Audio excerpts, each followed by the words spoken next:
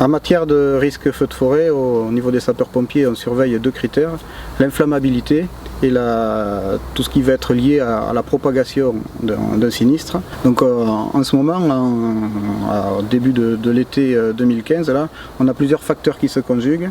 C'est le peu de précipitations, donc la sécheresse, c'est les fins du cycle des végétaux qui est très précoce, un peu prématuré par rapport aux autres années, et puis c'est une année où on constate quand même beaucoup de vent établi régulièrement toute la journée.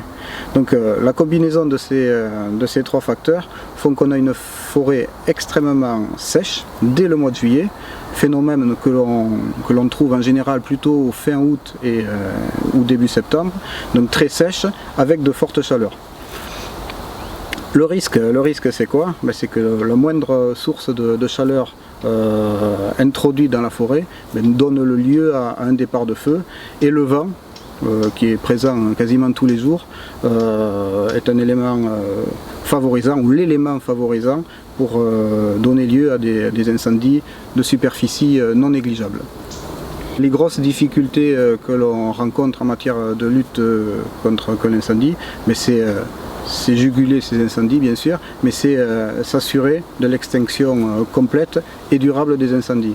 Aujourd'hui on a, comme je l'ai dit tout à l'heure, beaucoup de vent sur des points chauds. Ça fait que même quelques jours après, sur des sols particulièrement tourbeux, où des points incandescents restent en profondeur, on peut avoir des feux qui se remettent, qui se ravivent plusieurs jours après l'extinction d'un sinistre. Donc pour éviter ces situations, je rappelle les dispositions réglementaires à ce sujet, à savoir l'interdiction formelle d'amener du feu en forêt sous toutes ses formes, fumer, allumer des feux de camp, des barbecues, faire l'usage de moteurs thermiques en forêt, et toutes ces interdictions sont cadrées en fonction des niveaux de risque, et un arrêté complémentaire nous interdit de circuler et de stationner en forêt sur les pistes forestières.